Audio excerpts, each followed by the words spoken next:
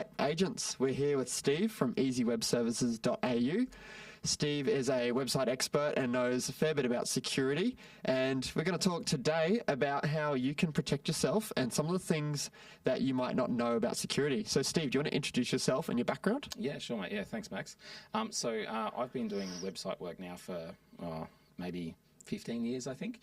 Started off sort of at the beginning of the internet, I suppose. Yep. It's, maybe 20 years, I suppose, all up. So with that, I started off working in Brisbane for a few IT companies, doing mobile tech support, and then working in actual data centres and working on websites. So now I have my own business, Easy Web Services. We handle businesses for all around Australia, really, and for that matter, all around the world, really, who need web hosting and technical assistance with their websites and emails. Yeah, and I might add, we work closely with Steve. So we do, yes, all the time. Yeah, Steve has been a great asset for our business.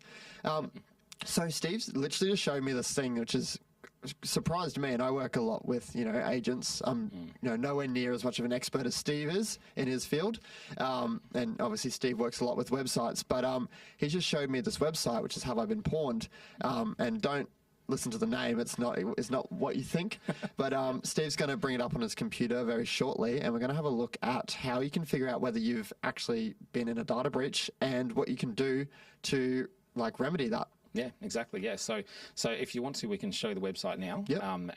So with there, this one here, you can see. So it comes off an old sort of gaming pun, I suppose, of have I been pawned, which is like, have I been password owned, or has someone taken my password? It's just a weird sort of name. But anyways, this database holds a database of all the breaches that have taken place. So if we get an email address here, so for example, can we use the one we mentioned earlier, Max? Yep. Yeah. So this is my old email address, Yep. maxhobson11@gmail.com. Alrighty, so all we do is type the email address in there. By the way, this is my email address from primary school. It's not one that I actively use. Yeah. A lot of people have those and the old Hotmail addresses, Yep. MSN and stuff like that. So, Yep.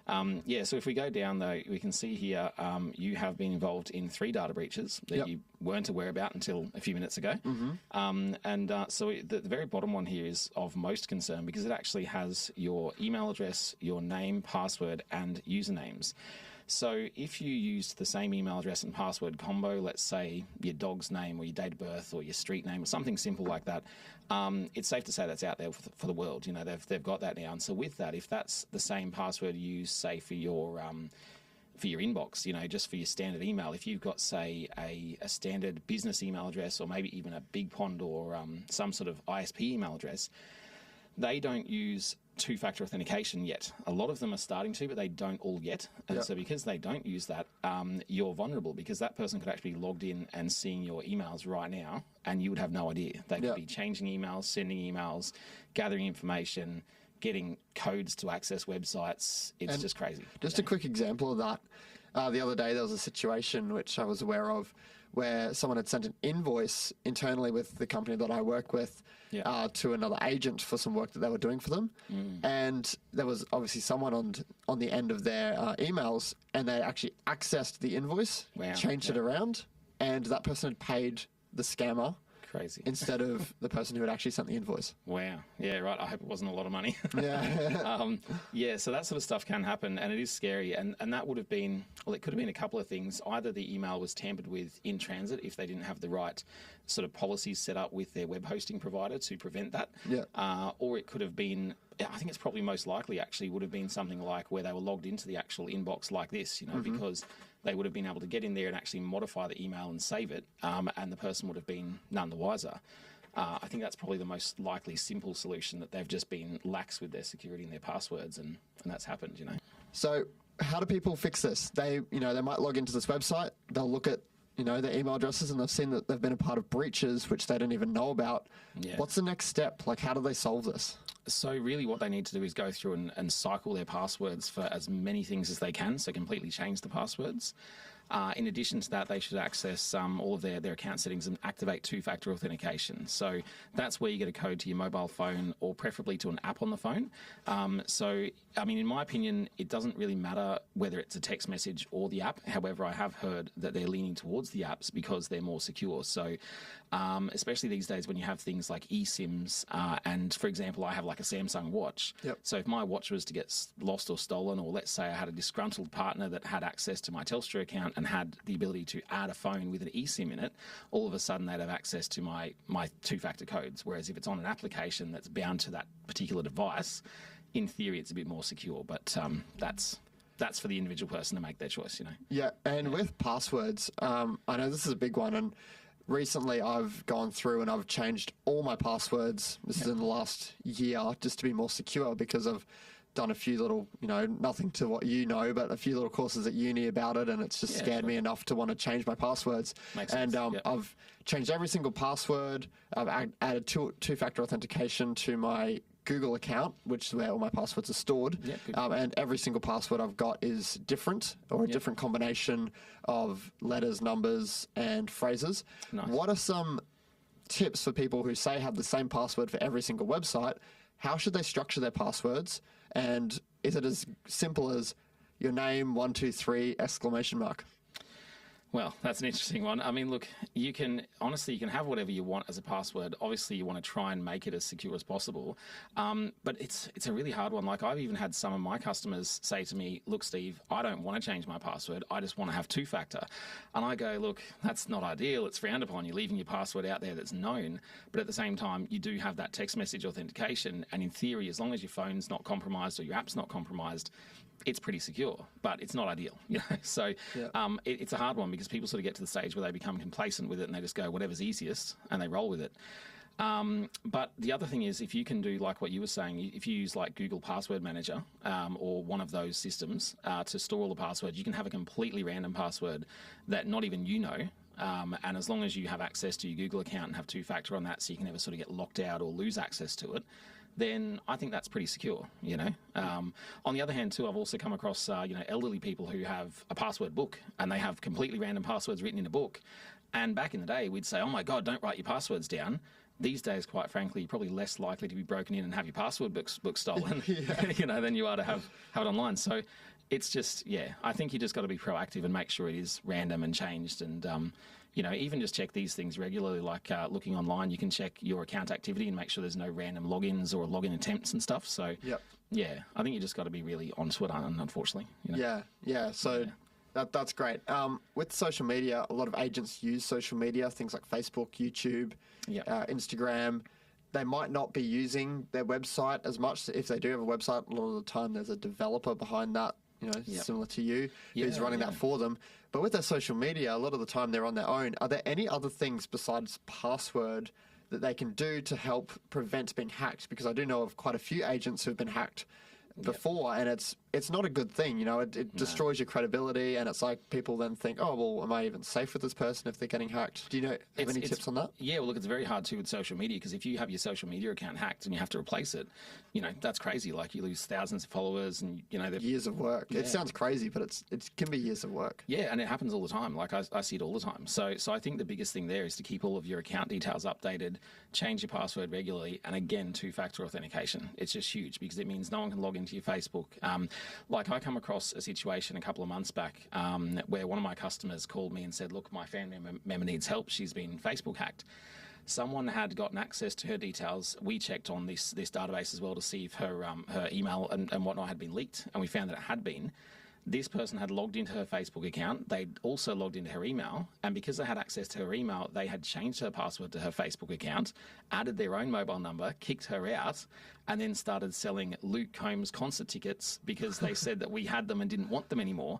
And she had family members and friends that were going, oh, I'll take them, and someone actually paid money to some dude who was, some hacker, thinking that it was her. And then they've called her and gone, hey, have you got those tickets, thinking it's from a family member? She's like, what? Yeah, she's like, what are you talking about, So, like, it's just crazy. Yeah. And that can happen. And in her case, she couldn't really recover the account because she couldn't verify it was her. And quite frankly, Facebook didn't care. They're so big that you try and contact them and they're like, sorry, we don't know who you are or we don't care. It's just, so she pretty much had to make a new account and just text all her friends and family and say, hey, if anyone messages you as me, it's not me. So.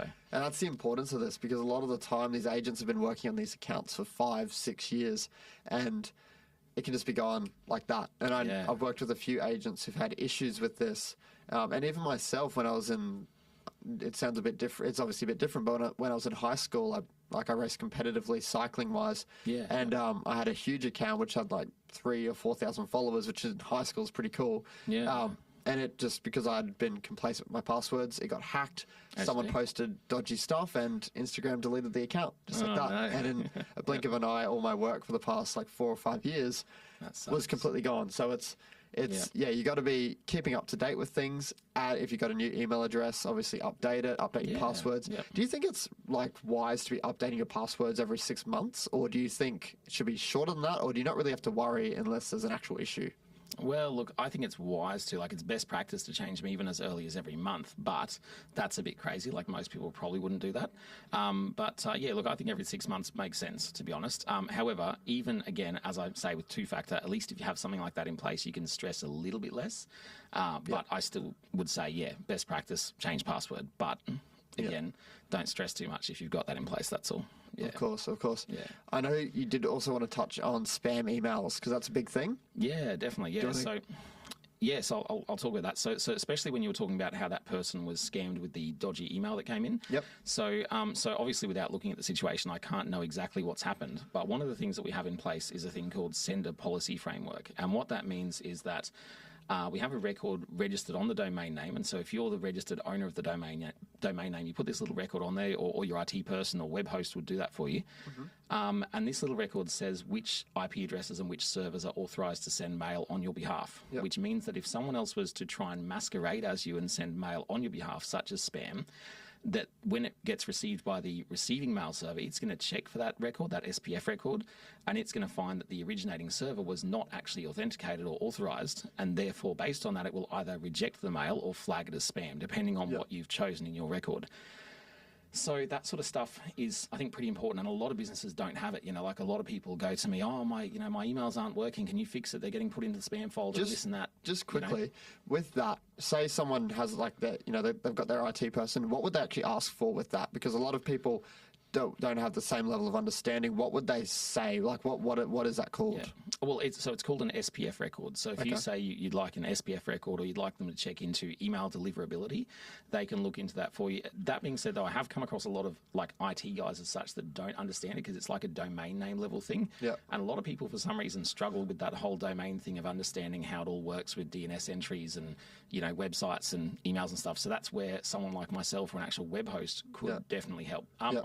I'm sure there's plenty of IT people that do know, but a lot of the local guys I've come across have gone, oh, hey, Steve, can you help me with that? I don't understand it. So, but any IT person, I'm sure, will at least point you in the right direction, or they'll try and figure it out for you, right? So, And say I've got a lot of these emails that come in, and my sort of policy in my mind is, if it's been emailed to me from, say, Facebook or Instagram, I usually don't touch it unless it comes through on my business account, and I can see it as an actual notification, not a message or some dodgy notification where someone's tagged me in a post that says your account's been violated, whatever.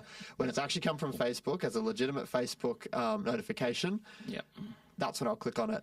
If it comes through on my email, it could be Facebook, because Facebook do send emails, but I usually don't click on it. Do you, how are you meant to know, and how can people sort of, what are some telltale signs of a spam email that they've received in, say, their main inbox, which might be coming from someone who it actually isn't? Yeah, sure. Yeah. So one of the things that you see a lot is people, if they do click on a dodgy email. So these days, like most antivirus providers and stuff like that are pretty up with it. They'll actually flag an email if it's dodgy, because I know a lot of the modern ones, they'll actually run through and actually scan emails as they come in, and they scan through for links. And if they find a link that's dodgy, they'll flag the email as spam or not even let you see it. So you therefore can't click on it. Yeah. But if you come across one that hasn't been detected yet, one that's new, it'll just, it'll look look really legit. But if you just look at the sending email address, that generally doesn't lie. If you actually click on it and you look really closely, if it says, from facebook.co.something instead of facebook.com, it's most likely fake, you know. So, and they're pretty good with that. Like they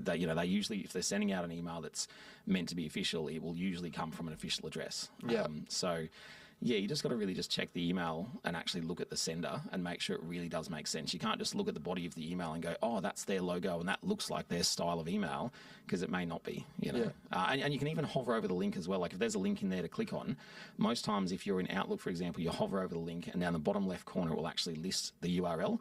And if the URL says anything other than something facebook.com/something, well, it's not probably legit. wrong. Yeah. So... yeah, but it can be hard though sometimes, but you just need to make sure it's really legit. Or if you question it, just don't click on it. Go straight, as you said, go straight to the website yourself. And that's what I've learned. I've thought if I have any second guesses, I don't click on it, because and how easy is this? Because I don't understand this that well. If you click on a link, can they get your information just from clicking on the link, or is it more you have to input stuff after you click on the link? Yeah, you usually have to input stuff. Like they can find out basic information from your browser, like they can find out your IP address, roughly your location based on that. However, your IP address is provided by your ISP or your internet service provider, and it changes normally every 12 hours unless you've got a static IP, which is a fixed IP all the time, which businesses have. And all that does is tell them the actual suburb or the city that you're living in. It doesn't tell them the actual address. The only way you can find that out is if you're like law enforcement and you can actually ask the ISP who had this IP address at this date and time, and then they will obviously disclose that. But other than that, they can't find out a lot other than your browser information, your IP address, your computer information, like whether you're running Windows 10, 11, etc. That's about it, really. They can't find any names or anything, just from opening something. That being said, though, if you don't have the right browser settings, if you've turned your browser settings down, though, and so this is kind of scary. This happened to me a few weeks back on my laptop. Being a web developer and investigating and testing things, I was going through doing some testing on a website, and I had my browser settings turned right down, which meant that anything could actually install something through my browser, right? And so I completely forgot about it. The next day, someone else says, oh, can you help me with this website that's possibly compromised? I clicked on the website, and straight away when it opened, something went straight down into the corner of my screen and disappeared. And I was like, oh my God. And I knew exactly what I'd done. So at that point, because it was my laptop that I use for work, I was able to just completely wipe it. And I literally just wiped it and started again, because I just had no idea what was there. And I wasn't going to risk, because if I get compromised with all the sort of credentials I have for servers, you're done. You're gone. So, but I guess what I'm saying is it's pretty hard, though, when you click on an email to get caught out, unless you've done something crazy and gone in and changed your browser settings to allow anything to install from there. But and your browser, like say you're using Google Chrome or Safari or Firefox, is that standard? Do they have those settings turned on, or do you actually have to go in and turn them on? Well, actually, I'll see if I can show you. My laptop's just a bit low on power. Let me see if I can turn the screen up. Oh, actually, we can still see the screen, can't we? Yep. Okay. So I'll just I'll show you. If we go into settings. There's my email address, folks. Hang on. So privacy and security. That's somewhere in here. There we go. Safe browsing. So see there, we've got standard protection, enhanced protection, and no protection. So I was on the no protection option, meaning that anything can just be clicked on and sort of download into the computer. Whereas most people are on the standard one from default. So that's always there. And see how it says detection. And was there a higher protection? I can't read that. Yeah, there is. Yeah, sorry. There's enhanced. So enhanced protection is, as it says here, proactive protection against dangerous websites, downloads, and extensions, and warns you about password breaches, etc., etc. So, so the enhanced one is definitely worth doing, but at the same time, it could also sort of interrupt things that you use. Like if you're using a website where it actually has cookies and bookmarks and stuff going on, it can sort of mess with things a bit. So it's probably easier just to be on standard. But all I'm saying is I wouldn't go and turn it down unless you've got some really good reason to do so. Of course. Yeah. Well, Steve, it's been awesome having you in. Is there anything else that you think a real estate agent in, anywhere around the world should be aware of at this current time?